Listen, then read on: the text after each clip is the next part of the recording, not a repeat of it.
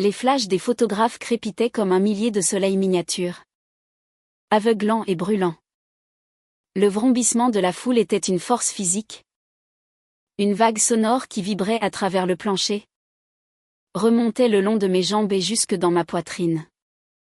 À côté de moi, Éléonore serrait ma main. Son contact était électrique. Un courant de triomphe qui se propageait d'elle à moi. Son sourire était radieux. Destiné à la marée de visages en liesse. Mais je savais qu'il était pour les caméras. C'était le sourire qui avait conquis un arrondissement entier de Paris. Un sourire qui promettait l'intégrité. La force et l'espoir. Un sourire parfait. Un mensonge parfait. Je lui ai rendu son sourire. Une expression soigneusement travaillée que j'avais répétée devant le miroir pendant des mois. C'était le sourire du mari fier. Du partenaire dévoué.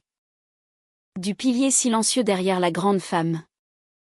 Il voyait un époux aimant. Un homme satisfait de vivre dans l'ombre de sa brillante épouse. Il n'avait aucune idée qu'il regardait un fantôme à un enterrement. Son enterrement. Éléonore s'est penchée vers le microphone. Sous un crescendo d'acclamations. Merci. A-t-elle dit. Sa voix vibrante d'émotion. Merci pour votre confiance. Merci pour votre foi en moi. Je la regardais. Cette femme que j'avais aimée plus que ma propre vie. Et je ne ressentais rien d'autre qu'un vide froid et pur. La chaleur de mon cœur avait été consumée. Ne laissant que des cendres et un unique diamant dur comme la pierre, mon objectif. Dans quelques instants, le monde la verrait telle que je la voyais maintenant. Non pas comme une étoile montante, mais comme une étoile filante. Tout a commencé 6 mois plus tôt. Dans la pénombre silencieuse de notre parfait appartement. Notre appartement était un classique haussmannien du 7e arrondissement. Une forteresse de pierre de taille et de balcons en fer forgé dans une rue calme et arborée. Ce n'était pas juste un logement. C'était un sanctuaire. Il sentait les livres anciens. La cire d'antiquaire au citron et le café serré que je préparais chaque matin. C'était la manifestation physique de la vie que nous avions construite ensemble. Une vie de recherches intellectuelles. D'ambition tranquille et de ce que je croyais être un amour inébranlable. Je suis Antoine Dubois.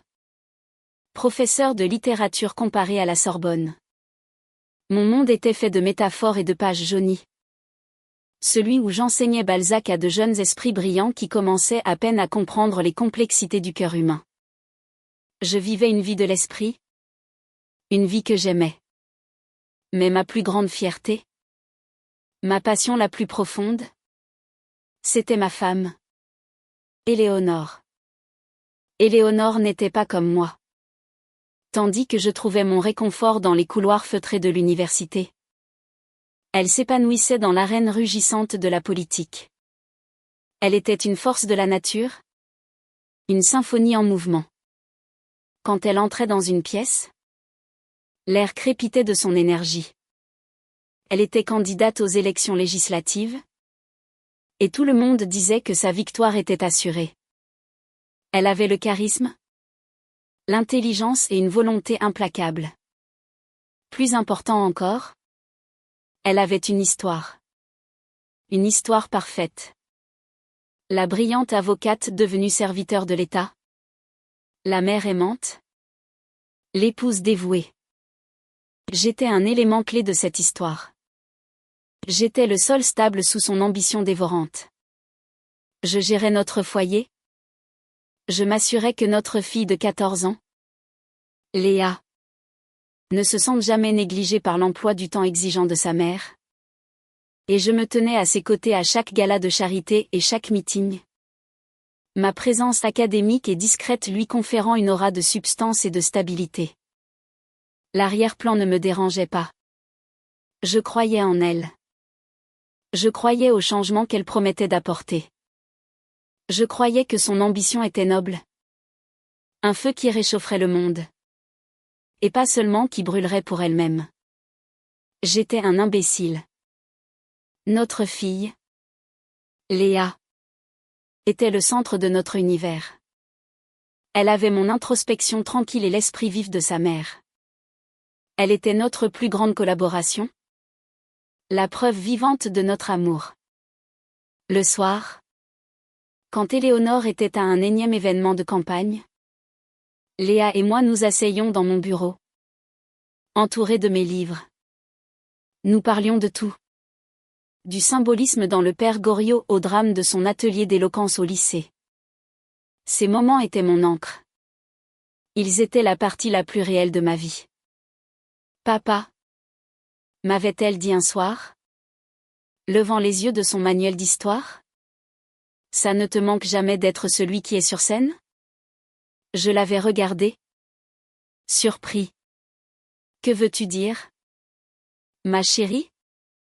Eh bien, tu es si intelligent.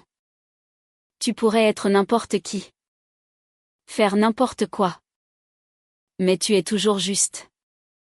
Derrière maman. J'avais souri alors. Un sourire authentique et sincère. J'avais passé mon bras autour d'elle. Être la personne qui soutient celle qui est sur scène? C'est aussi une façon d'être important? Lui avais-je dit. Ta mère fait quelque chose d'incroyable. Elle va aider beaucoup de gens. Et l'aider à faire ça. C'est ma contribution. Ça me rend fière. Et j'étais fière. Mon Dieu. J'étais si fière. J'aimais la façon dont ses yeux cherchaient les miens dans une salle bondée. Une reconnaissance silencieuse que nous formions une équipe. J'aimais la façon dont elle rentrait tard. Épuisée mais exaltée. Et me racontait chaque détail de sa journée pendant que je lui préparais une tisane. J'avais catalogué chacun de ses sourires. Chaque nuance de sa voix. Je pensais la connaître mieux que moi-même. L'homme qui dirigeait sa campagne s'appelait Thomas Lefebvre. Thomas était tout ce que je n'étais pas, lisse. Agressif et charmant d'une manière qui semblait toujours calculée. Il était brillant. Je devais l'admettre. Il avait un instinct pour la politique qui était presque prédateur. Éléonore disait qu'il était le meilleur dans son domaine. La clé de sa victoire. Je l'avais accepté comme une partie nécessaire de nos vies. Un autre appel tardif. Une autre réunion de stratégie qui se prolongeait jusqu'aux petites heures du matin. Je lui serrais la main lors des événements. Échangeais des conversations polies. Et pas une seule fois je n'ai soupçonné que son ambition ne concernait pas seulement la carrière d'Éléonore, mais aussi Éléonore elle-même. L'illusion s'est brisée un mardi soir d'avril.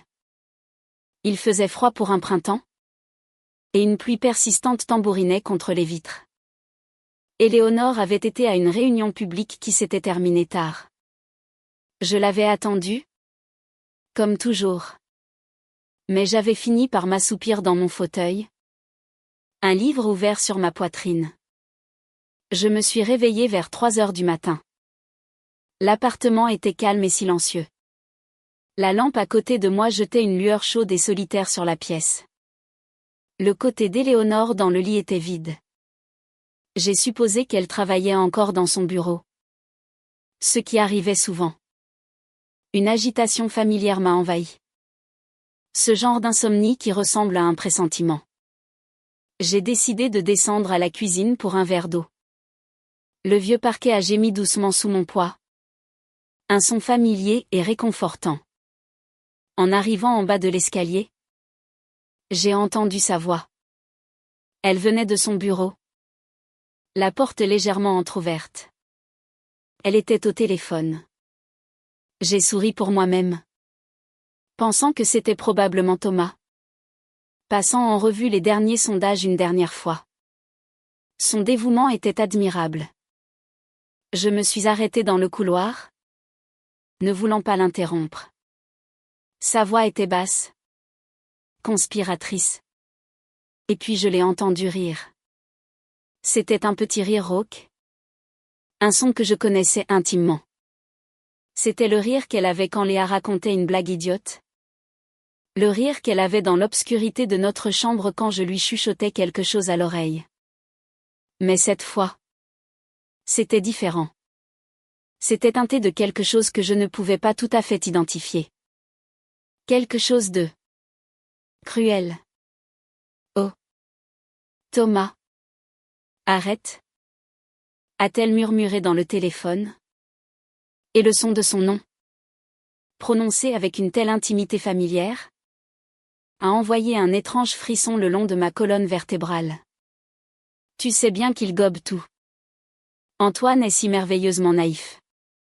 Il croira tout ce que je lui dis. Mon souffle s'est bloqué dans ma gorge. Je suis resté figé dans le couloir sombre, ma main planant au-dessus de la poignée de la porte de la cuisine. Naïf? Elle me pensait naïf? Sa voix a continué.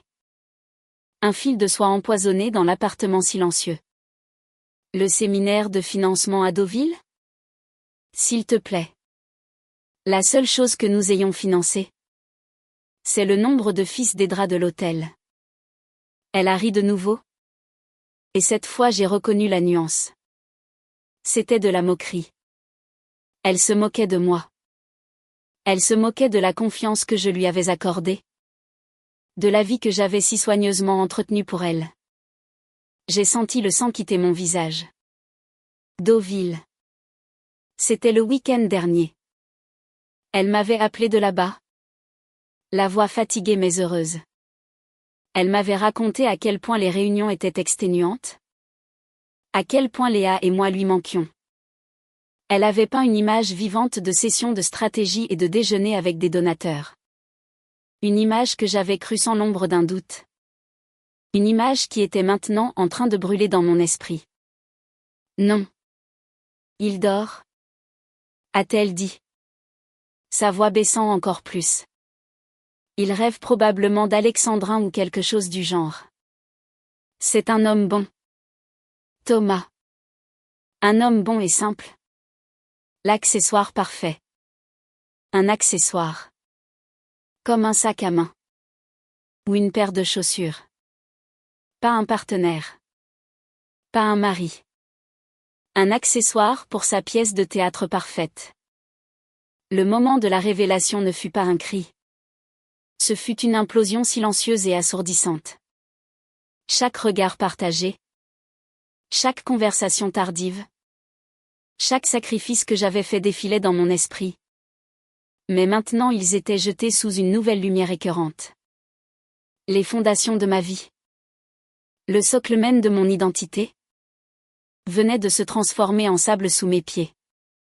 J'avais été si fière d'être l'homme derrière la femme. Je n'avais jamais réalisé que j'étais juste un homme derrière lequel elle se cachait. Je me suis reculé de la porte. Lentement. Silencieusement. Je ne suis pas entré dans la cuisine. Je n'avais plus soif. Je sentais un froid se répandre dans mes veines. Un calme glacial qui repoussait le choc initial. Je suis remonté. Chaque marche un mouvement délibéré et sans bruit. Je me suis remis dans notre lit. Allongé sur le côté. Face à la porte. Je n'ai pas fermé les yeux. 1 heure plus tard. Elle s'est glissée dans la chambre. Elle se déplaçait avec une discrétion exercée. Pensant faire attention à ne pas me réveiller. Elle s'est glissée sous les couvertures. Le dos tourné vers moi. Pendant un instant. Une vague de chagrin brut et primitif m'a submergée. Je voulais la secouer pour la réveiller. Crier. Exiger des réponses. Laisser la rage et la douleur se déverser de moi. Mais alors je l'ai vue. Le reflet de son visage dans le verre sombre de la fenêtre de la chambre. La lune a capté l'écran de son téléphone alors qu'elle le tenait. Je pouvais voir la faible lueur d'une conversation par SMS. Et j'ai vu son sourire. C'était un petit sourire secret. Un sourire qui n'était pas pour moi.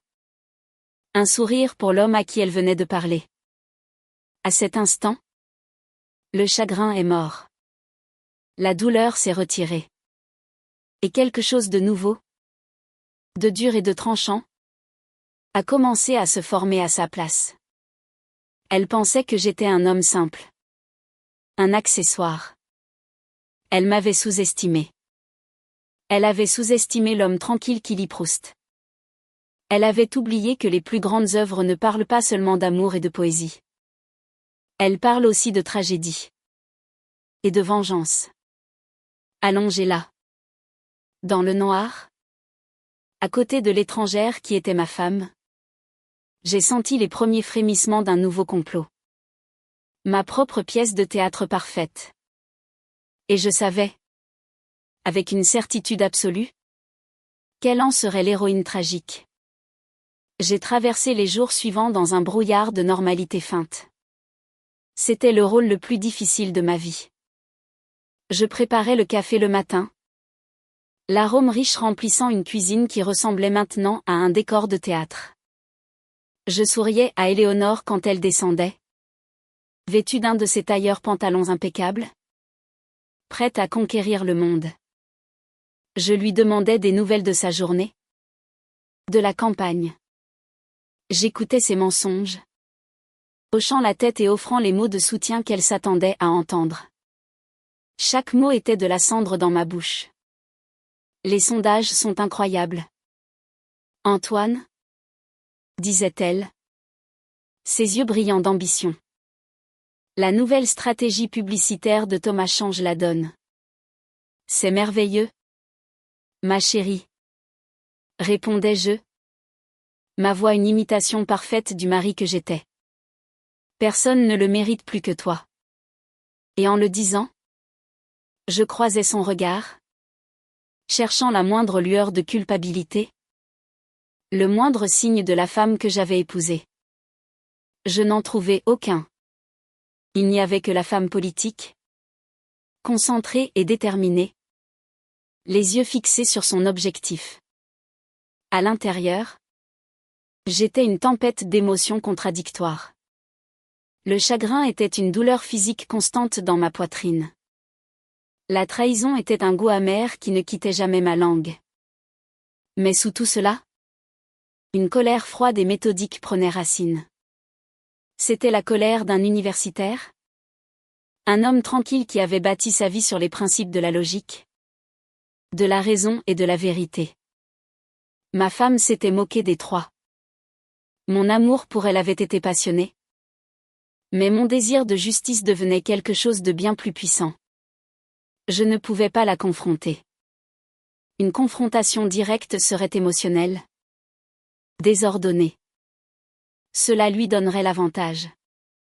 Elle était une maîtresse des mots, de la persuasion. Elle transformerait ma douleur en divagation d'un mari jaloux et peu sûr de lui.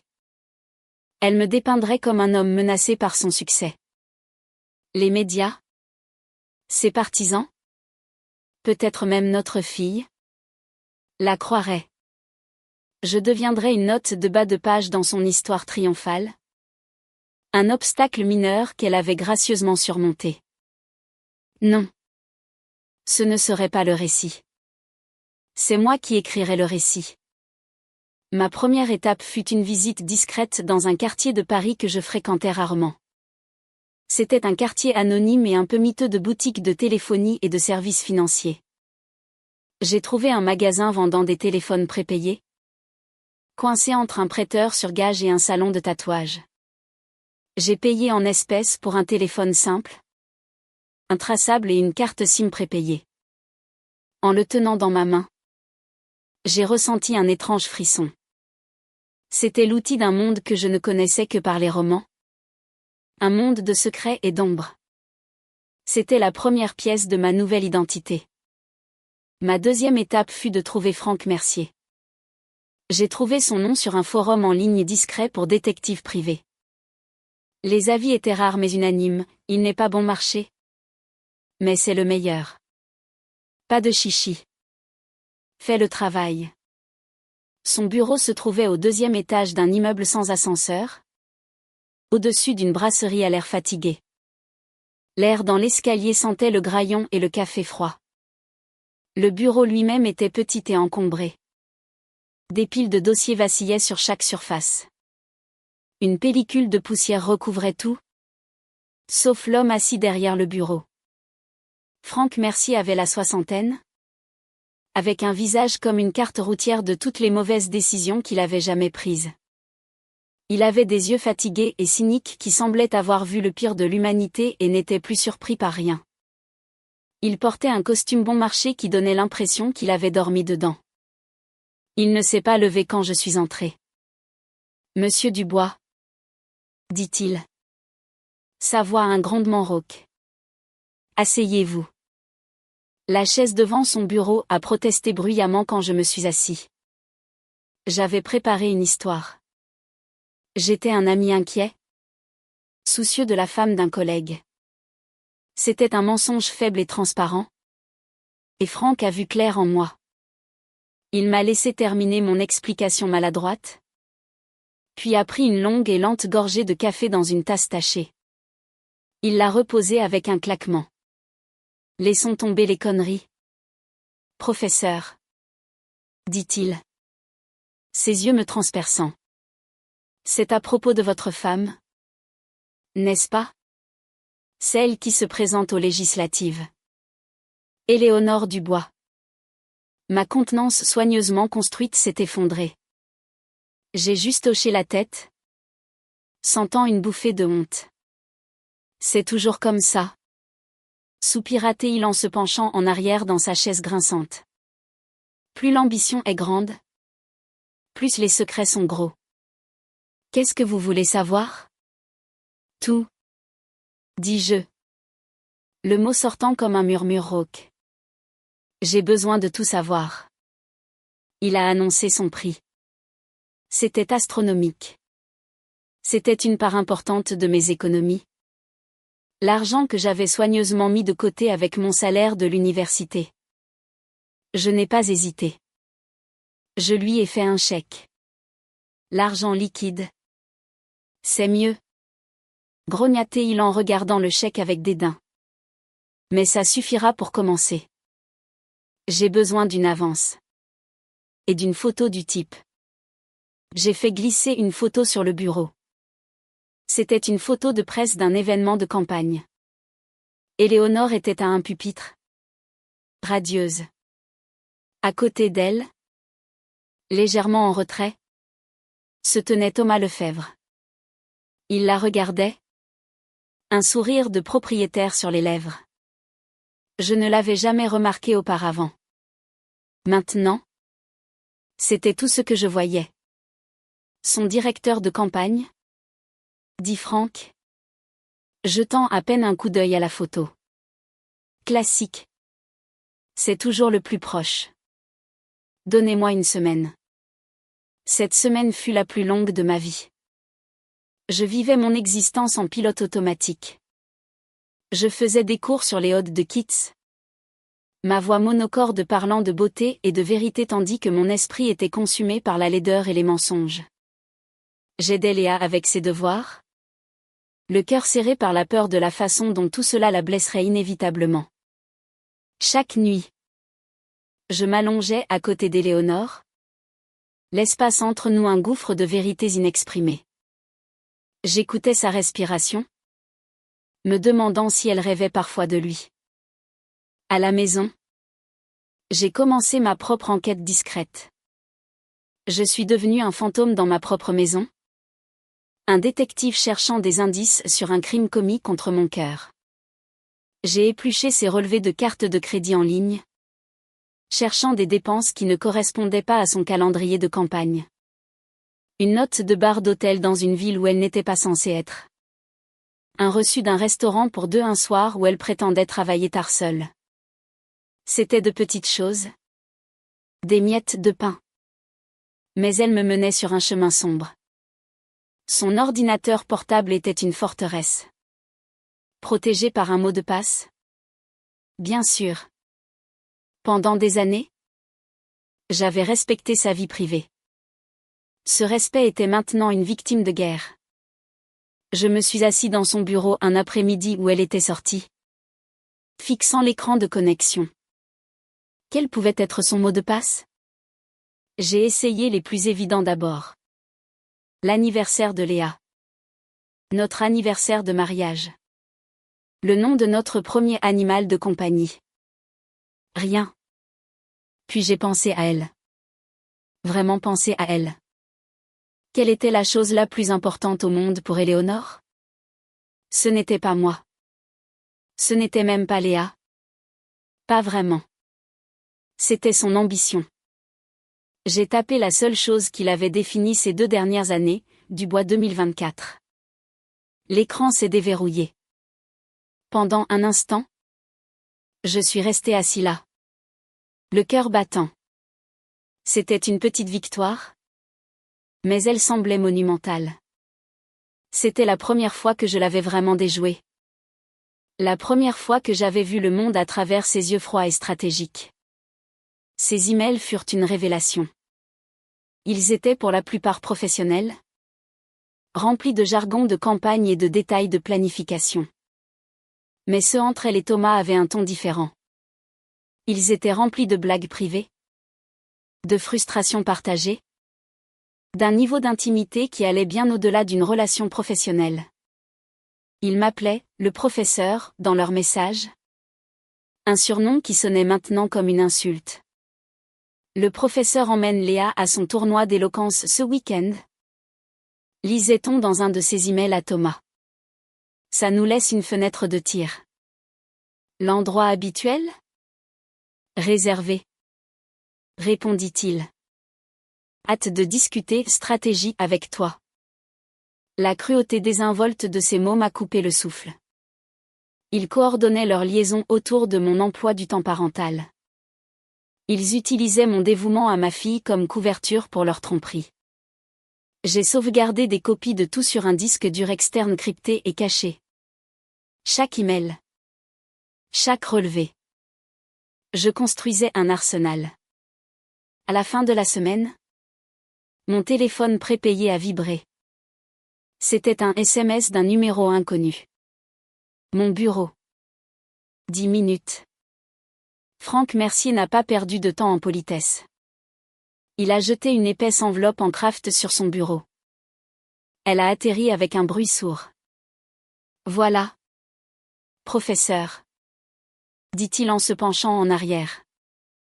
Votre femme et son jouet. Tous les détails sordides. Mes mains tremblaient en ouvrant le fermoir. À l'intérieur se trouvaient des photographies. Des dizaines. C'étaient des clichés granuleux pris au téléobjectif. Mais les images étaient d'une clarté brutale. Éléonore et Thomas. Montant ensemble dans une voiture. Éléonore et Thomas. S'enregistrant dans un hôtel de charme en Normandie. Loin du tumulte de la campagne. Éléonore et Thomas. Partageant un repas dans un restaurant isolé. Sa main recouvrant la sienne sur la table. Et puis. La série finale est dévastatrice de photos, Éléonore et Thomas sur le balcon de leur chambre d'hôtel. Leurs silhouettes se découpant sur le ciel du soir. Il se tenait derrière elle. Ses bras enroulés autour de sa taille. Elle se penchait en arrière contre lui. La tête renversée pour l'embrasser. J'ai fixé cette dernière photo pendant un long moment. L'homme sur la photo n'était pas le universitaire tranquille qui aidait sa fille avec ses devoirs. La femme n'était pas la leader inspirante qui parlait des valeurs familiales à la télévision. C'étaient des étrangers. Et à ce moment-là, j'ai su que l'homme que j'avais été le mari aimant et confiant était parti pour toujours. Il était mort dans ce couloir sombre, en écoutant le rire de sa femme. À sa place se trouvait quelqu'un d'autre.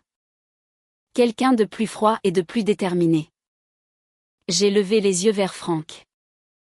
Mon visage ressemblait à un masque de pierre. C'est un bon début. Dis-je. Ma voix stable. Mais ce n'est pas assez.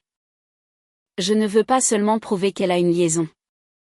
Je veux tout savoir. Creuser plus profond.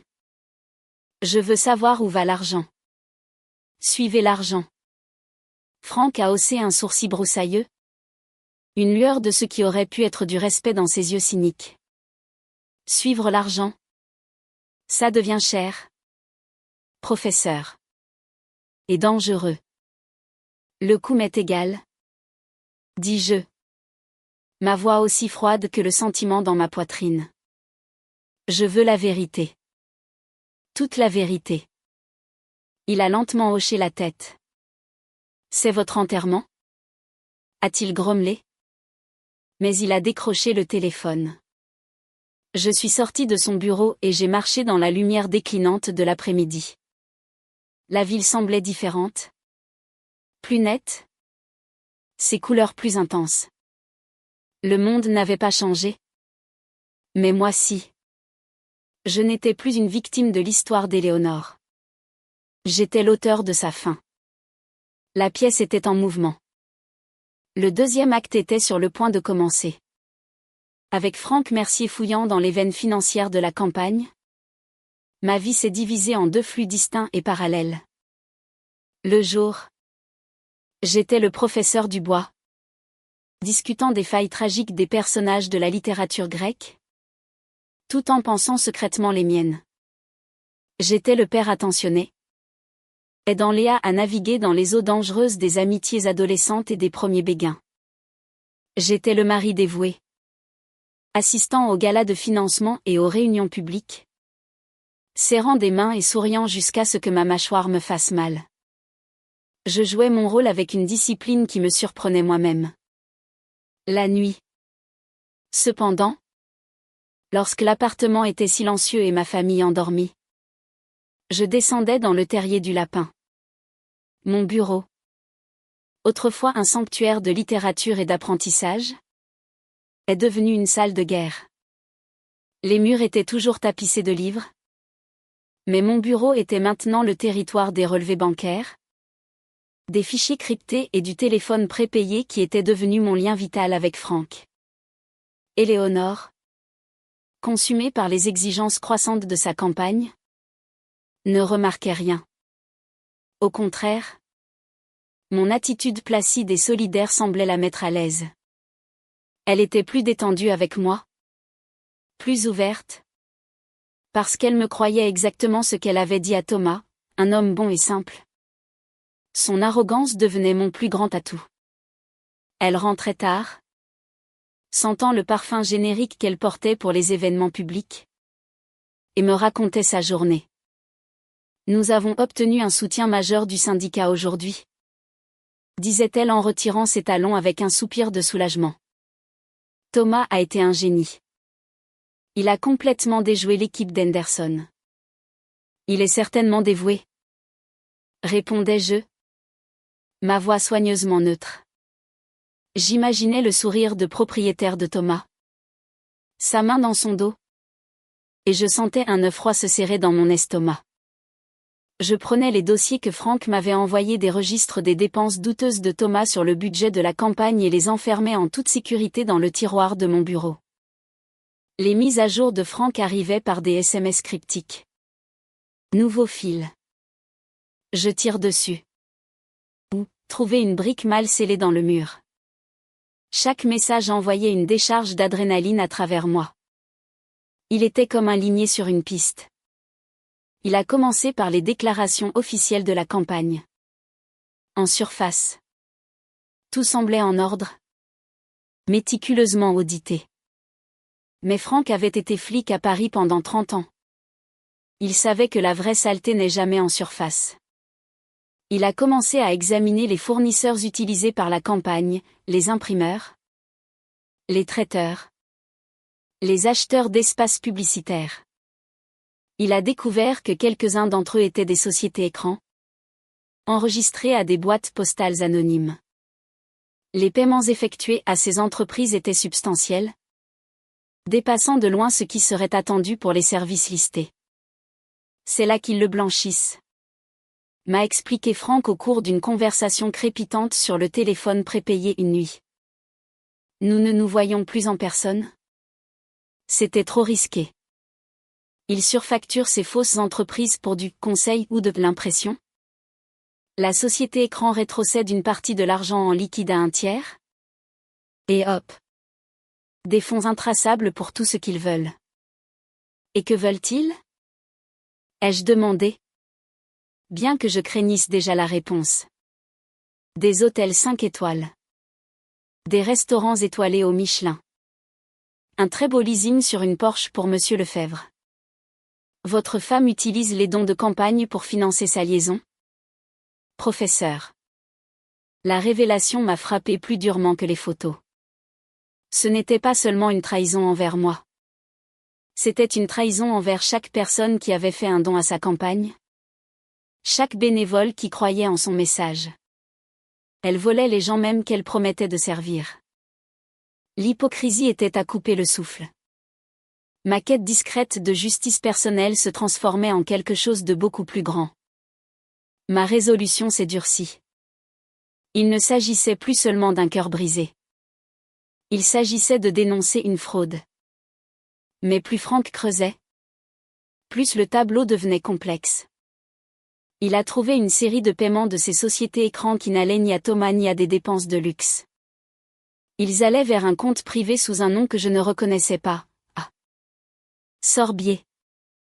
Les paiements étaient réguliers, constants, et se poursuivaient depuis des années, bien avant la campagne actuelle.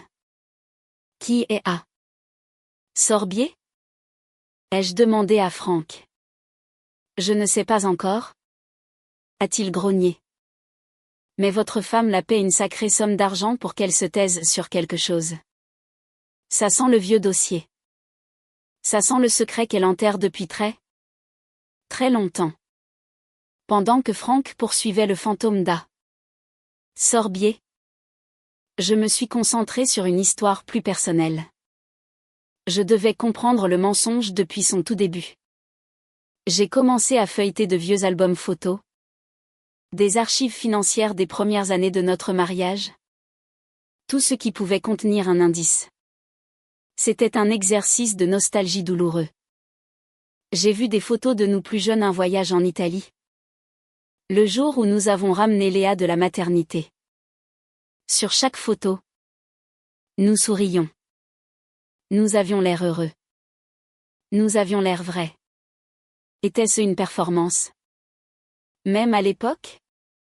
La clé, j'ai réalisé, pourrait se trouver dans le seul événement financier majeur de notre début de mariage, mon héritage.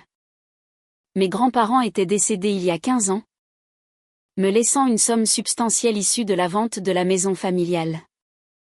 J'étais un jeune professeur à l'époque, peu soucieux des finances. Éléonore, déjà une avocate pragmatique et ambitieuse, avait pris les choses en main. Elle avait dit que nous devrions l'investir judicieusement, le placer dans un fonds diversifié à long terme pour l'avenir de Léa et notre retraite. Cela semblait sensé. Je lui faisais entièrement confiance. J'avais signé les papiers sans les lire de trop près. J'étais en deuil, et elle avait été mon roc. Maintenant, je devais voir ces papiers. Je me suis souvenu qu'elle gardait tous nos documents importants dans un coffre-fort ignifuge au fond de son dressing. Y accéder était un défi. Elle était la seule à connaître la combinaison. J'ai attendu un soir où elle devait être l'oratrice principale d'un grand gala. Un événement qui la retiendrait jusqu'à bien après minuit. Léa était à une soirée pyjama chez une amie. L'appartement était à moi. Mon cœur battait la chamade alors que je m'agenouillais dans son dressing. L'odeur de son parfum flottant dans l'air autour de moi. Le coffre-fort était petit et lourd. J'ai essayé sa date de naissance. Celle de Léa. Notre anniversaire de mariage. Rien. J'ai senti une vague de frustration. Puis j'ai repensé au mot de passe de l'ordinateur. Dubois 2024. Son ambition était sa clé. Quel était son but ultime? Le Sénat? L'Élysée? J'ai essayé, Dubois présidente. Le coffre est resté verrouillé. J'étais sur le point d'abandonner quand mes yeux sont tombés sur une photo encadrée sur sa commode. C'était une photo d'elle avec son mentor? Un ancien ministre qui avait été un titan du parti. Son nom était Antoine de Courcy. Il avait été une figure paternelle pour elle. Celui qui l'avait encouragé le premier à se lancer en politique. Sa carrière s'était terminée par un scandale. Mais elle le vénérait toujours. Je me suis souvenu de quelque chose qu'elle avait dit une fois. Que la plus grande réussite politique de Courcy était le passage d'une loi spécifique? La loi 2004/801.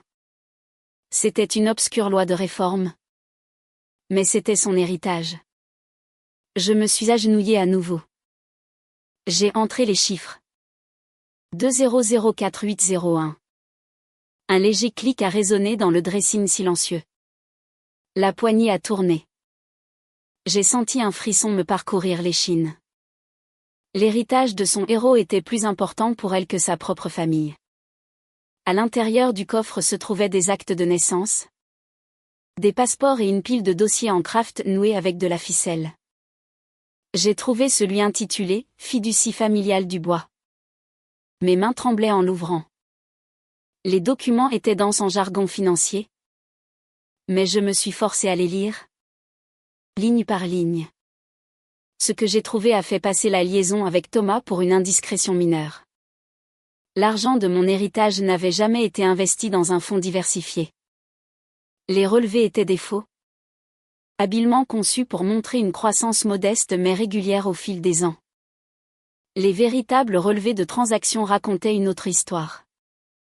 La somme entière, jusqu'au dernier centime, avait été transférée hors du compte de fiducie en un seul virement quelques jours seulement après son dépôt. Le bénéficiaire était une SARL dont je n'avais jamais entendu parler. Une SARL qui, après une recherche rapide sur mon téléphone, s'est avérée être liée à un puissant cabinet d'avocats parisiens spécialisé dans la gestion de crises et les règlements de scandale. Elle n'avait pas investi mon héritage. Elle l'avait utilisé. Entièrement. Pourquoi? Pour payer quoi? Le souffle m'a manqué. Je me suis senti étourdi. Nauséeux. C'était une trahison d'une ampleur que je ne pouvais pas comprendre. Elle ne m'avait pas seulement trompé avec un autre homme. Elle avait construit toute notre vie. Toute sa carrière. Sur les fondations de mon argent. Volé sous le couvert de l'amour et de la confiance. Le parfait appartement. Les écoles privées pour Léa. Les fonds de départ pour sa première campagne locale. Tout avait été financé par le fantôme de ma famille. Je suis resté assis sur le sol de son dressing pendant ce qui m'a semblé des heures. Entouré des artefacts de sa vie. De l'odeur de son parfum et de la preuve froide et dure de sa tromperie. La rage avait disparu, remplacée par une clarté creuse et terrifiante. Ma femme n'était pas seulement une femme adultère. C'était une escroc. Une prédatrice qui avait vu mon amour et mon deuil comme une opportunité. C'est alors que mon téléphone prépayé a vibré dans ma poche. Un nouveau message de Franck. Trouvez quelque chose sur A. Sorbier. Son nom est Amélie Sorbier. Elle était attachée parlementaire junior au cabinet du ministre de Courcy il y a 20 ans. En même temps qu'Éléonore y était stagiaire. Amélie Sorbier a disparu de la vie publique juste après que le grand scandale de Courcy a éclaté. Celui sur les détournements de fonds. Sauf que peut-être qu'il ne s'agissait pas seulement de fonds. Je t'envoie un dossier. Un instant plus tard, un fichier crypté est apparu sur mon téléphone. Je l'ai ouvert. C'était une copie numérisée d'un rapport de police, lourdement expurgé, qui avait été enterré dans une affaire classée. C'était une plainte déposée par une certaine Amélie Sorbier. Elle détaillait une liaison secrète et de longue date avec un politicien puissant et une accusation. Une accusation qui avait été discrètement étouffée à peu près au moment où le scandale financier du ministre a opportunément éclaté, fournissant la couverture parfaite pour sa démission. Et puis, j'ai trouvé la deuxième pièce jointe. C'était un accord de non-divulgation. Un document juridique promettant le silence en échange d'un règlement substantiel et structuré. La signature en bas, acceptant de payer, était celle d'Éléonore Dubois. Et le montant du règlement correspondait, au centime près, à l'héritage que j'avais reçu. Tout s'est mis en place. La dernière pièce horrible du puzzle. Éléonore n'avait pas seulement été la protégée du ministre de Courcy. Elle avait été sa maîtresse. Amélie Sorbier devait être l'autre femme. Celle qui allait l'exposer et, par extension, Éléonore. Le scandale qui a mis fin à sa carrière ne concernait pas l'argent. Il s'agissait d'une liaison, d'un procès potentiel, d'un secret qui aurait pu anéantir sa carrière. Et Éléonore, ma brillante et impitoyable Éléonore, avait utilisé mon argent, l'héritage de ma famille, pour acheter le silence d'Amélie. Enterrant le seul secret qui aurait pu détruire ses propres ambitions politiques avant même qu'elle ne commence. Elle ne m'avait pas seulement trahi. Elle m'avait trahi depuis le tout début. Notre mariage entier était un mensonge. Une pièce de théâtre soigneusement construite pour cacher son sombre passé et la propulser vers l'avenir qu'elle désirait ardemment. Mon deuil pour l'homme que j'étais était enfin terminé. Il était mort et enterré. Je me suis levée, les jambes raides. J'ai remis les dossiers dans le coffre-fort, fermé la porte et tourné la molette. Je suis sortie de son dressing et j'ai laissé derrière moi le fantôme de mon mariage. Le jeu avait changé. Il ne s'agissait plus de vengeance pour un cœur brisé. Il s'agissait d'abattre un monument érigé à un mensonge. Et je savais exactement comment j'allais le faire. Mon prochain appel ne serait pas pour Franck. Il serait pour quelqu'un qui se spécialisait dans la démolition de monuments. Julien Aymard. Le journaliste d'investigation le plus redouté de Paris. Le nom de Julien Aymard était prononcé dans les cercles du pouvoir à Paris avec un mélange de peur et de respect. Journaliste primé pour Mediapart. Il était un homme dont la prose était aussi élégante que ses méthodes étaient implacables. Il ne se contentait pas de rapporter les nouvelles. Il les déterrait. Souvent à des profondeurs où les politiciens et les puissants pensaient qu'elles étaient enterrées en toute sécurité. Il avait fait tomber des ministres. Exposé la corruption d'entreprises et démantelé des machines politiques entières avec rien de plus qu'un carnet. Une source et une conviction inébranlables que la vérité, aussi laide soit-elle, méritait de voir le jour. Il était également connu pour son hostilité envers le parti d'Éléonore, ce qui faisait de lui l'arme parfaite. Obtenir un rendez-vous avec lui n'était pas facile. Son assistant était un gardien redoutable. Je n'ai pas utilisé mon vrai nom ni mon adresse email de la Sorbonne. J'ai utilisé le téléphone prépayé et une nouvelle adresse email anonyme. J'ai envoyé un seul message cryptique, j'ai la véritable histoire derrière la démission du ministre de Courcy. Et elle mène directement à une candidate actuelle aux législatives. Preuves irréfutables. Pour vos yeux seulement. 24 heures plus tard, j'ai reçu une réponse. Demain. 16 heures. Le bar de l'Entracte. Le bar de l'Entracte était un bistrot parisien classique, sombre et sentant la bière renversée et les vieux secrets. C'était le genre d'endroit où les accords se faisaient et les carrières se brisaient autour d'un whisky bon marché. J'ai choisi une banquette au fond. Mon visage obscurci par les ombres. Je suis arrivé avec 20 minutes d'avance. Les nerfs noués dans mon estomac. J'avais apporté un ordinateur portable avec moi, contenant un unique dossier crypté. Dedans, il y avait tout, les photos de Franck, d'Éléonore et Thomas, les registres financiers blanchis de la campagne, les faux documents de la fiducie, le rapport de police déposé par Amélie Sorbier et l'accord de non-divulgation avec la signature d'Éléonore. C'était une bombe numérique, et j'étais sur le point de remettre le détonateur. Julien Aymard est arrivé exactement à l'heure. Il était plus âgé que ses photos ne le laissaient paraître. Avec des yeux lasses qui en avaient trop vu mais ne manquaient rien. Il se déplaçait avec une confiance tranquille. Son regard balayant la pièce avant de se poser sur moi. Il s'est glissé dans la banquette sans un mot et a fait signe au serveur. Un whisky sec, dit-il. Puis il a tourné toute son attention vers moi. Vous avez mon intérêt, Monsieur X. Ne me faites pas perdre mon temps. Je ne l'ai pas fait. J'ai ouvert l'ordinateur portable. Entré le mot de passe et l'ai tourné vers lui. Voici l'histoire, dis-je. Ma voix basse et stable. Et je suis le mari. Pendant l'heure qui a suivi, il n'a rien dit. Il a juste lu. Il a cliqué sur les fichiers avec une immobilité déconcertante. Son visage un masque de concentration professionnelle.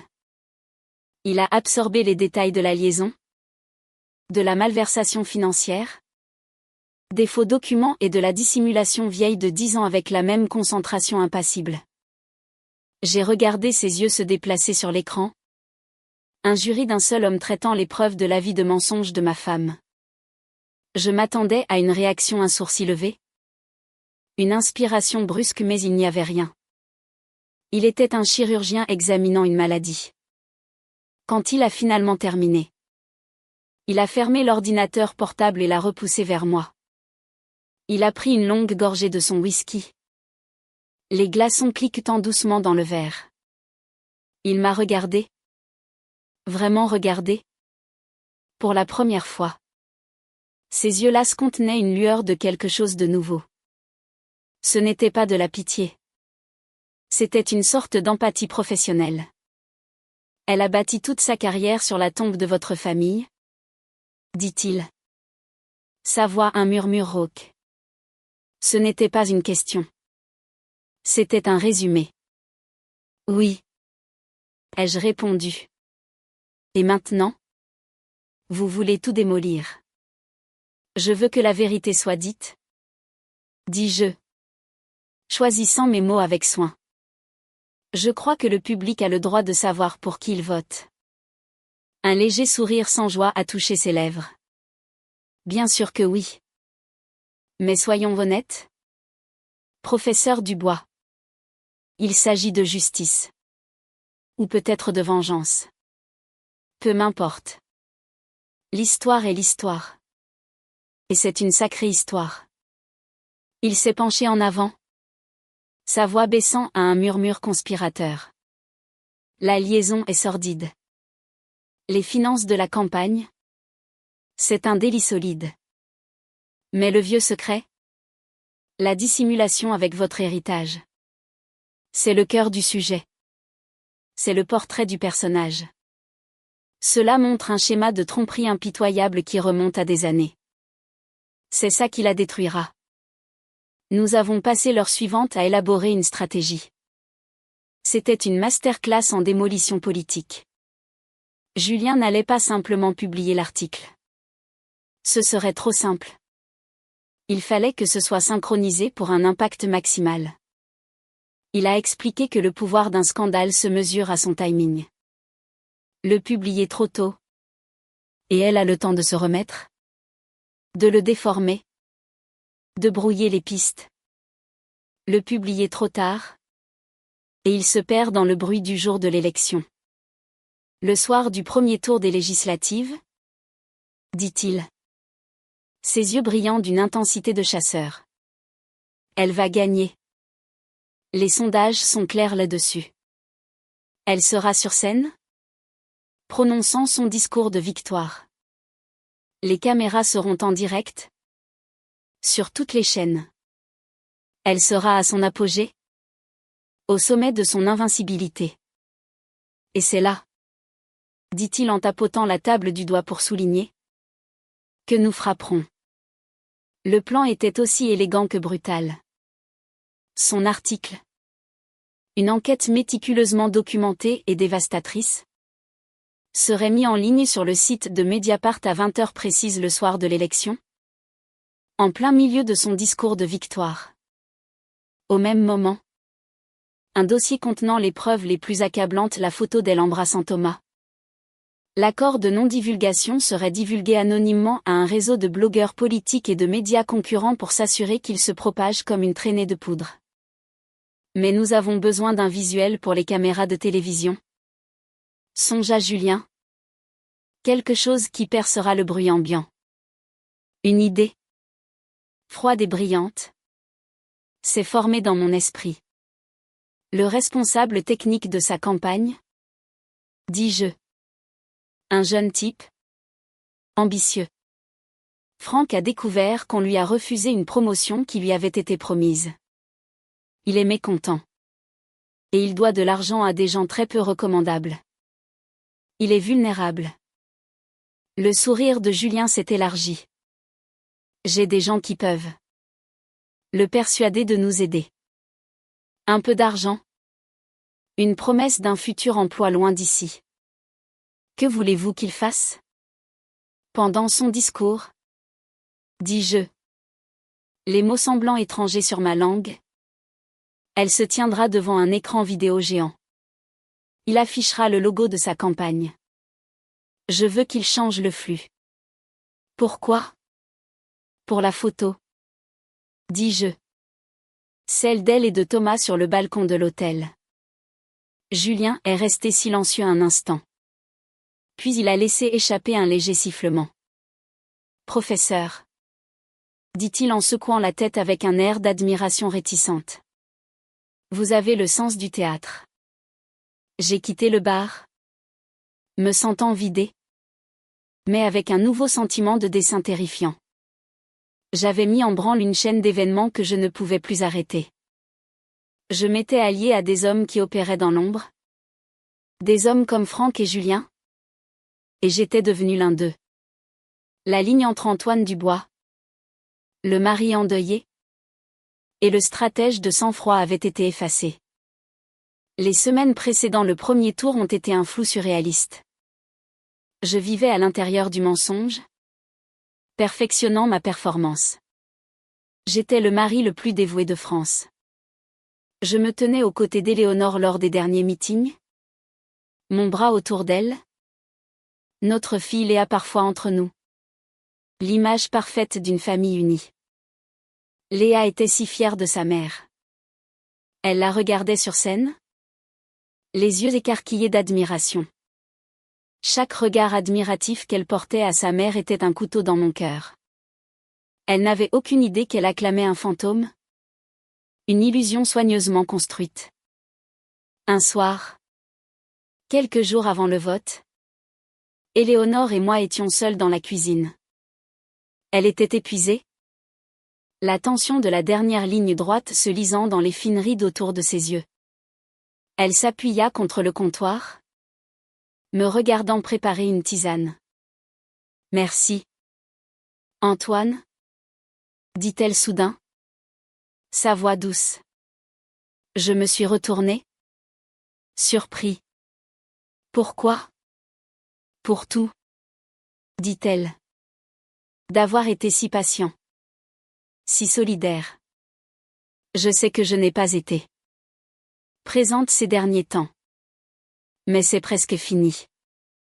Une fois que nous aurons gagné, les choses seront différentes. Ce sera à nouveau toi et moi. Je te le promets. Elle s'est approchée et a mis ses bras autour de moi, posant sa tête sur ma poitrine. Pendant une seconde terrifiante, l'ancien Antoine, celui qui aimait cette femme plus que tout, a menacé de refaire surface. Une vague de chagrin et de désir si puissante qu'elle a failli me faire plier les genoux m'a submergé. J'aurais pu tout arrêter là. J'aurais pu lui dire que je savais. Nous aurions pu crier et pleurer et briser nos vies dans l'intimité de notre propre maison. Mais j'ai pensé à l'héritage volé. J'ai pensé à elle m'appelant un accessoire. J'ai pensé aux années de mensonges. Je me suis endurcie. La froideur revenant comme un bouclier autour de mon cœur. J'ai enroulé mes bras autour d'elle, les serré fort et j'ai respiré son parfum une dernière fois. Je sais. Ma chérie. Ai-je murmuré dans ses cheveux. Nous sommes une équipe. Je serai toujours là pour toi. C'était le mensonge le plus profond que j'ai jamais prononcé. En la tenant, je pouvais sentir les secondes s'écouler. L'approche inexorable du soir de l'élection. L'acte final était prêt. Le public attendait. Et moi? Le nègre de sa tragédie. J'étais prêt pour que le rideau se lève. Le jour du premier tour des élections s'est levé. Clair et lumineux. Un ciel d'un bleu parfait sur Paris. Le genre de temps optimiste qui ressemblait à un présage politique. Pour Éléonore, c'était un jour de triomphe. Pour moi, c'était un jour de jugement. J'ai traversé les heures comme un homme dans un rêve. Mes actions détachées de mes émotions. J'ai conduit Éléonore à notre bureau de vote local. Un gymnase d'école bourdonnant d'activités. Nous avons posé pour les caméras. Mon bras autour d'elle. Léa rayonnante entre nous. J'ai voté. Ma main stable en glissant le bulletin avec son nom dans l'urne. C'était un petit acte final d'hypocrisie dans un océan d'entre-eux. Toute la journée. Mon téléphone prépayé est resté silencieux dans ma poche. Un serpent endormi. Julien et moi avions convenu, aucune communication. Le plan était en marche. Les pièces étaient en place. Tout contact serait un risque inutile. Mon seul travail maintenant était de jouer mon rôle jusqu'au bout. Alors que le soir tombait, nous nous sommes dirigés vers le quartier général de la campagne. Une grande salle de bal dans un hôtel du centre-ville déjà bondé de partisans, de membres de l'équipe et de journalistes. L'énergie dans la pièce était électrique. Un frémissement palpable d'anticipation et de victoire imminente. Des acclamations éclataient chaque fois qu'une nouvelle projection s'affichait sur les écrans géants. Chacune montrant Éléonore avec une avance insurmontable. Thomas Lefebvre. Lisse et confiant dans un costume parfaitement coupé. Naviguait dans la pièce comme un requin. Il tapait sur le dos des hommes et adressait des sourires charmeurs aux femmes. À un moment donné, il s'est approché de moi. Un sourire triomphant sur le visage. On l'a fait. Antoine, dit-il. Sa voix forte couvrant le brouhaha. Elle va gagner haut la main. Il me tapa sur l'épaule. Un geste de fausse camaraderie qui envoya une décharge de glace dans mes veines. Tu dois être si fier. Immensément. Dis-je. Ma voix aussi calme et égale qu'un lac gelé. Nos regards se sont croisés une fraction de seconde. J'ai vu dans le sien une lueur de condescendance. La pitié du vainqueur pour le mari ignorant. Je me suis demandé ce qu'il penserait dans une heure. Les chaînes de télévision ont officiellement annoncé sa victoire à 19h55. Un rugissement assourdissant a secoué la salle de bal. Des canons à confettis ont explosé, douchant la foule extatique d'une tempête de bleu, blanc et rouge. Éléonore m'a jeté les bras au cou. Ses yeux brillants de larmes de joie. On l'a fait. Antoine. On l'a fait. S'est-elle écriée. Je l'ai tenu. Enfouissant mon visage dans son épaule pour cacher le vide absolu sur le mien. Par-dessus son épaule, je pouvais voir Léa. Le visage rayonnant d'une fierté pure et sans mélange. Sa vue a été un coup physique. La seule chose qui m'a fait douter de la terrible justesse de mon plan. J'étais sur le point de détruire son héroïne. J'étais sur le point de briser son monde. La pensée était un éclat de verre dans mes entrailles. Mais il était trop tard pour le retirer. La blessure était déjà mortelle. Une phalange d'assistants nous a entourés, nous guidant vers la scène. Nous avons traversé la foule en liesse. Une vague d'adulation nous submergeant. Les lumières étaient aveuglantes. Le bruit un mur physique de son. Nous avons monté les marches de la scène. Et le rugissement s'est encore amplifié. Nous étions de retour là où l'histoire avait commencé. Les flashs. La foule en liesse. La musique triomphale. Éléonore. Léa et moi nous tenions ensemble. Saluant. Souriant. La famille parfaite. J'ai serré la main d'Éléonore. Un signal que j'avais donné 1000 fois auparavant. Mais ce soir, ce n'était pas un signal de soutien. C'était un signal d'adieu. Elle s'est approchée du pupitre. La foule s'est tue. Les caméras ont zoomé. Son visage a rempli les écrans géants de chaque côté de la scène. Elle avait l'air puissante. Imparable. Présidentiable. Merci. A-t-elle commencé? Sa voix remplie d'une émotion authentique. Merci pour votre confiance. Merci pour votre foi en moi. Mes yeux ont clignoté vers l'horloge sur l'un des moniteurs de télévision. 19h59. Mon cœur a commencé à battre à tout rompre. Un tambour frénétique contre mes côtes. Cette victoire n'est pas seulement ma victoire. A-t-elle poursuivi? Sa voix s'envolant. C'est une victoire pour chaque personne qui croit que notre République doit être construite sur des fondations d'honnêteté. Des fondations d'intégrité. Et des fondations de valeurs familiales inébranlables. Mon regard a dérivé sur le premier rang des journalistes. Je l'ai vu. Julien Aymar. Debout près du fond. Regardant son téléphone. Il a levé les yeux et nos regards se sont croisés une fraction de seconde à travers la salle caverneuse. Il m'a fait un seul hochement de tête. Presque imperceptible. C'était l'heure. 20h. Un changement subtil a parcouru le corps de presse. La lueur des écrans de téléphone a soudainement illuminé leur visage. Un faible murmure a commencé. Un bourdonnement confus qui a commencé à rivaliser avec le discours d'Éléonore. J'ai vu un journaliste montrer son téléphone à un autre. Les yeux du second journaliste se sont écarquillés. Le murmure a grossi. Éléonore, isolée dans la bulle de son projecteur, n'a rien remarqué au début. Elle était dans son élément, sa voix sonnant avec conviction. Parce que je crois que la confiance est le lien le plus sacré que nous ayons. La confiance entre un élu et ses électeurs. La confiance entre voisins. Et la confiance.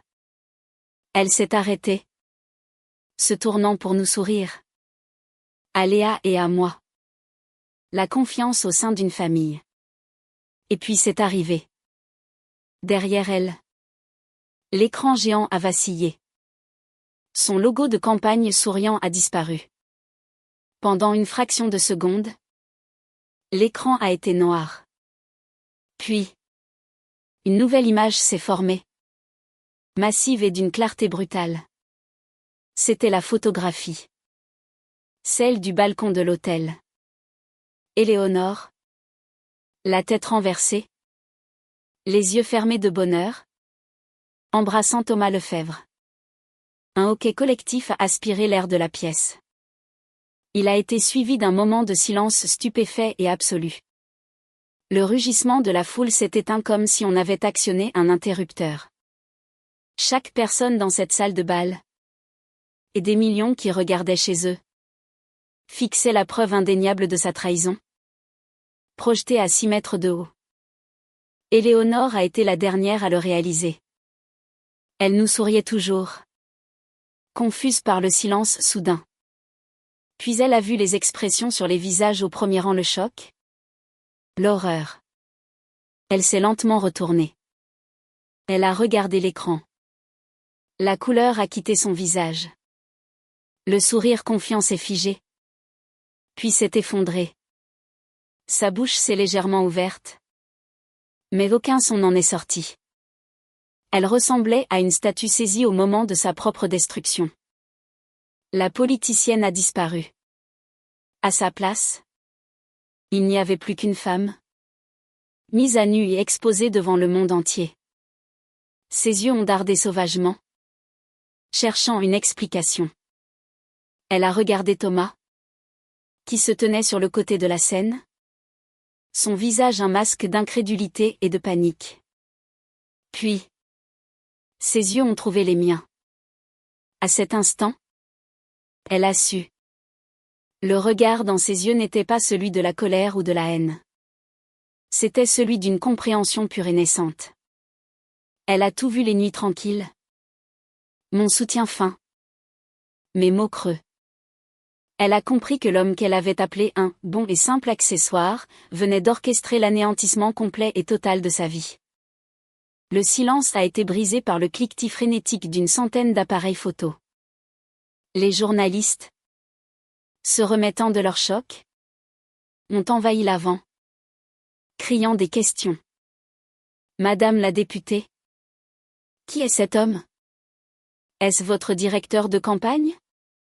Avez-vous un commentaire? C'était une curée. Ses assistants se sont précipités sur la scène, essayant de former une barrière. Mais c'était inutile. La digue avait cédé. Je ne la regardais plus. Je me suis tournée vers Léa. Son visage était pâle. Ses yeux écarquillés de confusion et d'une horreur naissante qui, je le savais, me hanterait pour le reste de mes jours. Elle a regardé l'écran, le visage effondré de sa mère. Puis moi. Papa? A-t-elle murmuré? Sa voix tremblante. Qu'est-ce qui se passe?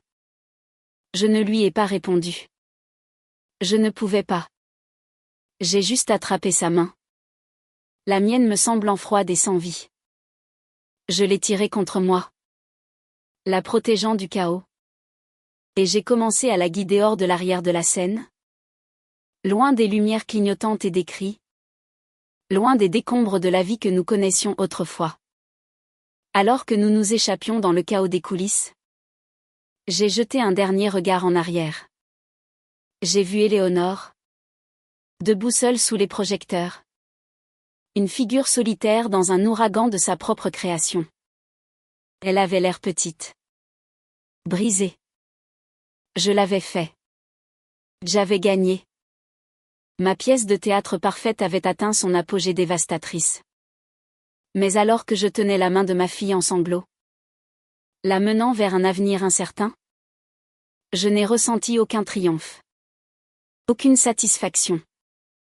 Seulement le poids froid et lourd des cendres.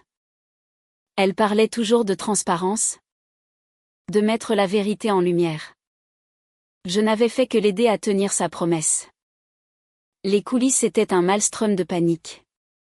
Des assistants criaient dans des casques, leurs visages pâles de choc. Les gens couraient dans toutes les directions. Un ballet chaotique d'une campagne en pleine implosion. J'ai gardé ma prise sur la main de Léa. Une petite encre froide dans la tempête. Je me suis frayé un chemin à travers les corps. Mon attention réduite à un seul objectif, la sortie de service. Les flashs stroboscopiques des caméras nous suivaient. Les cris des journalistes une cacophonie à nos trousses. Monsieur Dubois. Saviez-vous? Votre commentaire? Monsieur? Léa. Comment vous sentez-vous? Je n'ai pas regardé en arrière. J'ai enroulé mon bras autour de ma fille, tournant son visage contre ma poitrine, la protégeant des objectifs prédateurs et des questions vicieuses. Elle tremblait de façon incontrôlable. Son petit corps secoué de sanglots silencieux. Nous avons franchi la sortie pour nous retrouver dans l'air frais de la nuit d'un quai de chargement. Le silence soudain un contraste assourdissant avec le chaos de l'intérieur. Je nous ai pressés vers le parking. Mais pas résonnant dans le vide du béton. Le trajet en voiture jusqu'à la maison fut une symphonie de silence. J'ai traversé les rues familières de Paris. Les monuments illuminés contre le ciel sombre. Serein et indifférent à l'épave de ma vie. Léa était assise sur le siège passager, regardant par la fenêtre. Son visage strié de larmes. Elle n'avait pas dit un mot depuis son « Papa » murmuré sur scène. Le silence dans la voiture était plus lourd, plus suffocant que n'importe quelle dispute aurait pu l'être. J'ai allumé la radio, gardant le volume bas. Je devais connaître l'étendue des dégâts. C'était une erreur. Toutes les stations en parlaient. L'histoire avait déjà explosé. Un scandale aux proportions épiques qui se déroule en direct à la télévision. Entonnait la voix grave d'un présentateur. Les sources au sein de la campagne sont en plein désarroi. Thomas Lefebvre. Le directeur de campagne vu sur la photographie. aurait quitté les lieux et ne répond pas à son téléphone. Les analystes politiques parlent de l'autodestruction la plus spectaculaire de l'histoire politique moderne, disait une autre voix. La question que tout le monde se posait, qui est derrière la fuite? Et qui a piraté l'écran? Je l'ai éteinte. Le silence est revenu en force, plus épais qu'avant. Notre appartement, notre sanctuaire, n'était plus sûr. En tournant dans notre rue, nous avons été accueillis par un spectacle horrifiant. Une douzaine de camionnettes de chaînes d'information étaient garées le long du trottoir, leurs antennes paraboliques pointées vers le ciel comme des armes. Une foule de reporters et de photographes grouillait sur les marches de notre immeuble, leurs appareils photo crépitant dans l'obscurité. Ils ressemblaient à des vautours tournant autour d'une proie fraîche. On ne peut pas entrer par là, a murmuré Léa, sa voix se brisant. Nous n'allons pas le faire, ai-je dit, la mâchoire serrée de colère. J'ai dépassé notre propre immeuble et j'ai tourné dans la ruelle étroite derrière. J'ai garé la voiture et coupé le moteur, nous plongeant dans l'obscurité. On va passer par l'arrière. Nous nous sommes glissés par la porte de service et dans notre cour intérieure. L'odeur familière des roses et de la terre humide flottait dans l'air. C'était la seule chose qui semblait normale. À l'intérieur, l'appartement était d'un calme troublant. Le courrier était en une pile nette sur la console de l'entrée. Un puzzle à moitié terminé était sur la table basse. C'était un musée d'une vie qui n'existait plus. J'ai préparé une tisane pour Léa, mes mains bougeant en pilote automatique. Elle était assise à l'îlot de la cuisine, blottie dans son manteau, l'air petite et fragile. J'ai posé la tasse devant elle. Elle n'y a pas touché. C'est vrai? A-t-elle finalement demandé. Sa voix à peine audible. Elle ne me regardait pas. Elle fixait son reflet dans la fenêtre sombre de la cuisine. Il n'y avait plus de mensonges à raconter. Le temps de la performance était terminé. Oui, ai-je dit. Ma voix était celle d'un étranger. Elle. Et Monsieur Lefebvre? Oui. Elle est restée silencieuse pendant un long moment. Je pouvais voir ses épaules trembler. Depuis combien de temps? Je ne sais pas exactement, ai-je dit. Ce qui était la vérité. Un certain temps. Puis elle s'est tournée pour me regarder.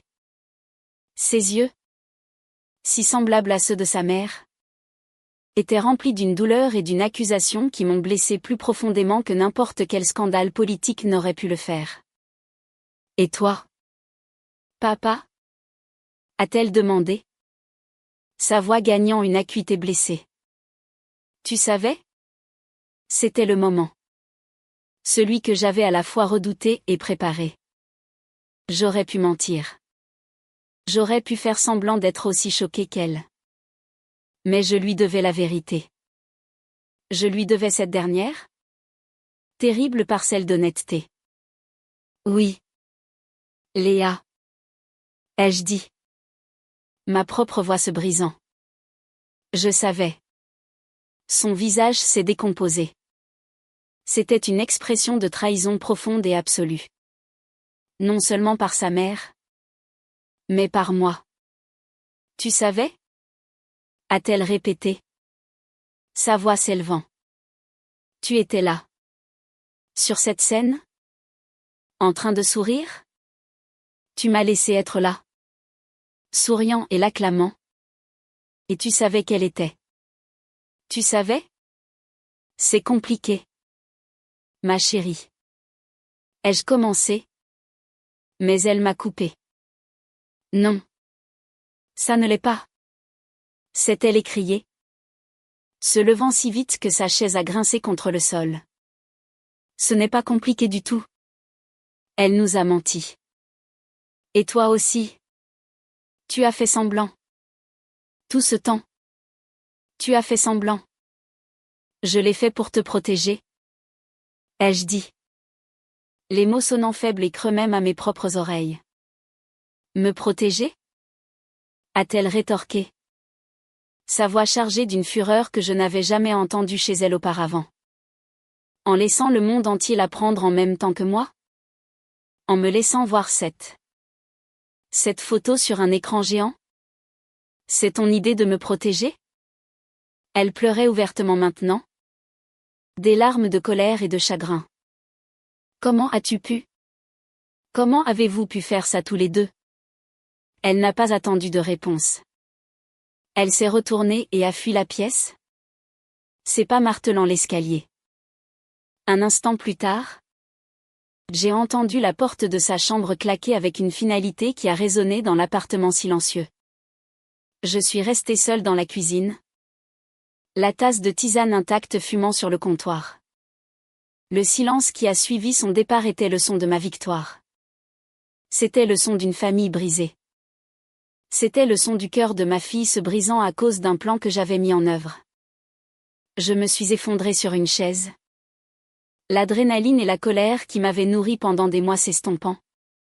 Laissant derrière elle une douleur vaste et vide. J'ai sorti mon téléphone habituel et j'ai ouvert un site d'information. Mon visage. Celui d'Éléonore et la photo accablante étaient partout. Scandale Dubois était le sujet le plus discuté au monde. Il y avait des articles, des vidéos, des éditoriaux. L'enquête de Julien Aymar était à la une de Mediapart. C'était un chef-d'œuvre de destruction, exposant chaque détail sordide des mensonges d'Éléonore, de la liaison aux violations du financement de la campagne, jusqu'à l'héritage volé et la dissimulation du scandale du ministre de Courcy. Il n'avait laissé aucune pierre non retournée. Il l'avait enterrée. J'ai vu un extrait d'une chaîne d'information. On y voyait Éléonore être exfiltrée de l'hôtel à travers une foule de journalistes. Son visage caché derrière le manteau d'un garde du corps. Elle avait l'air complètement anéantie. La femme qui avait commandé une scène avec une telle puissance une heure auparavant était maintenant une fugitive de sa propre vie. J'avais fait ça. J'avais mis la vérité en lumière. J'avais rendu justice. Alors pourquoi avais-je l'impression d'avoir incendié ma propre maison avec tout ce que j'aimais encore à l'intérieur? Le plan, ma pièce de théâtre parfaite, avait fonctionné avec une précision sans faille. Mais j'avais oublié d'écrire un rôle pour moi-même dans l'acte final. J'avais oublié de considérer ce qui resterait après la chute du rideau. Et alors que j'étais assis là, dans les ruines, avec le son des sanglots de ma fille descendant de l'étage, j'ai réalisé la terrible vérité. J'étais l'auteur d'une tragédie. Et je m'étais écrit le rôle le plus solitaire de tous, le vainqueur qui avait tout perdu. Les jours qui suivirent furent un flou de couleurs sourdes et de sons étouffés. Le monde extérieur à notre appartement restait une tempête. Mais à l'intérieur, un silence lourd et contre nature s'était installé. Les camionnettes de presse ont fini par se raréfier, passant à la carcasse politique suivante. Mais nos vies sont restées figées dans les suites immédiates de l'explosion. Éléonore n'est pas rentrée. Ses avocats communiquaient avec les miens. Le langage était froid. Transactionnel. Partage des biens. Modalité de garde. Des mots qui réduisaient 15 ans de vie commune à une liste de litiges juridiques. J'ai appris par les informations qu'elle s'était retirée dans un lieu non divulgué. Affrontant une tempête d'enquête de la part de la Commission des comptes de campagne et du Parquet national financier. Thomas Lefebvre avait complètement disparu. Sa carrière politique s'étant volatilisée du jour au lendemain. Amélie Sorbier, retrouvée par des journalistes acharnés, a donné une seule interview en larmes confirmant les détails de l'histoire de Julien avant de disparaître à nouveau derrière un mur sans commentaire. L'histoire avait suivi son cours. Le monde passait à autre chose. Mais pas nous. Ma principale préoccupation, ma seule préoccupation, était Léa. Mais elle avait érigé un mur autour d'elle que je ne parvenais pas à percer. Elle sortait de sa chambre pour les repas. le visage pâle et les yeux rougis. Nous nous asseyons à la grande table de la cuisine en silence. L'espace entre nous chargé d'accusations inexprimées. Elle était polie.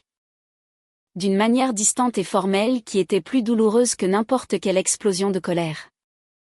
Elle ne me parlait que lorsque c'était nécessaire. Peux-tu me passer le sel? J'ai une réunion du club d'éloquence après les cours. C'était un fantôme dans sa propre maison. Et j'étais son geôlier. J'ai essayé de lui parler. D'expliquer.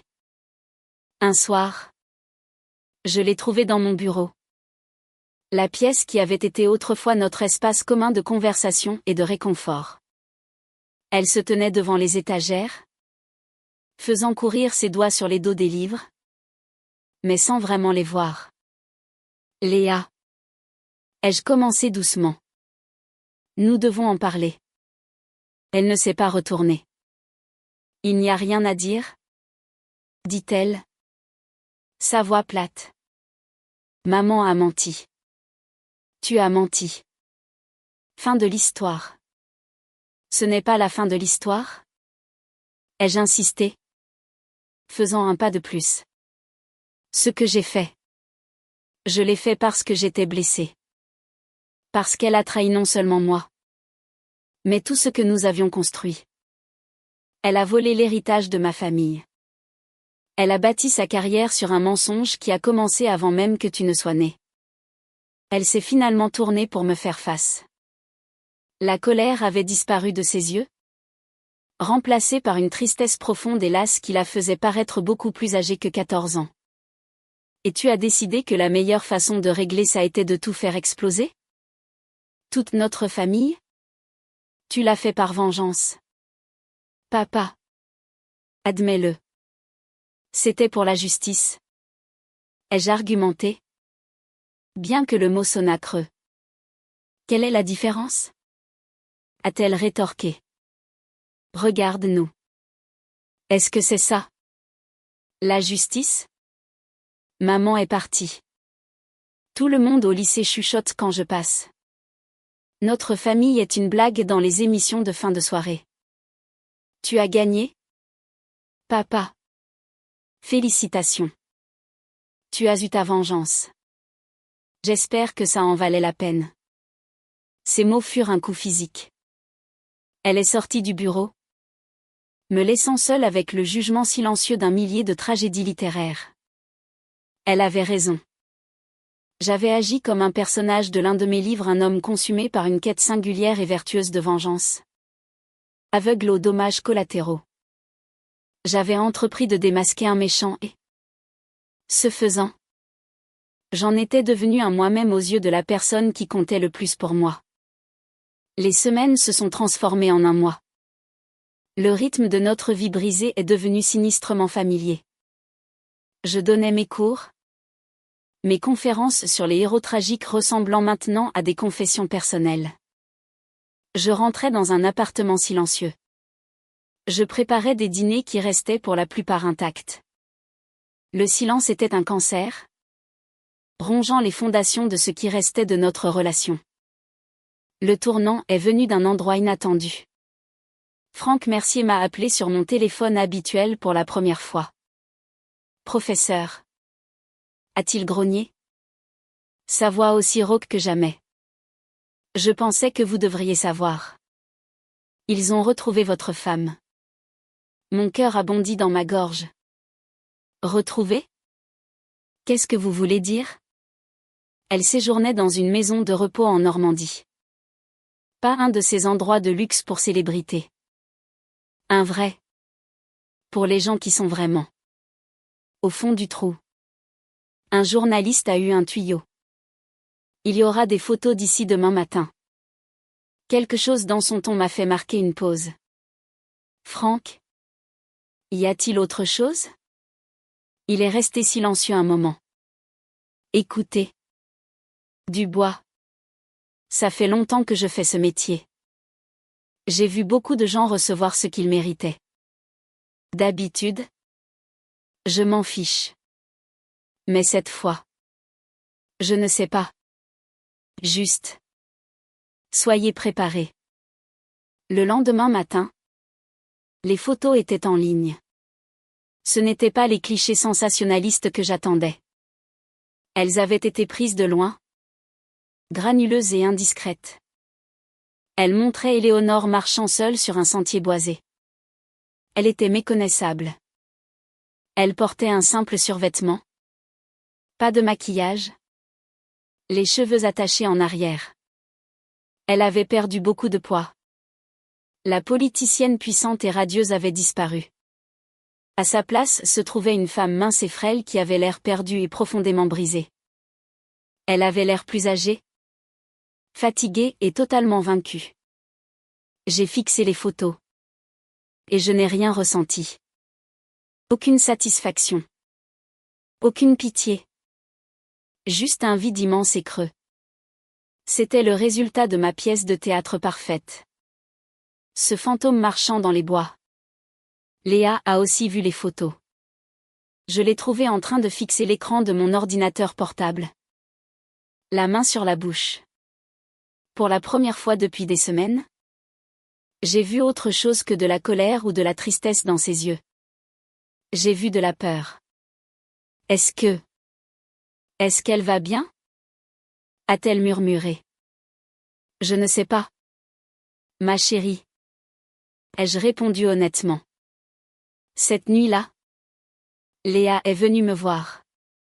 Elle m'a trouvé dans le bureau, où j'avais pris l'habitude de passer la plupart de mes soirées. Elle n'a rien dit au début.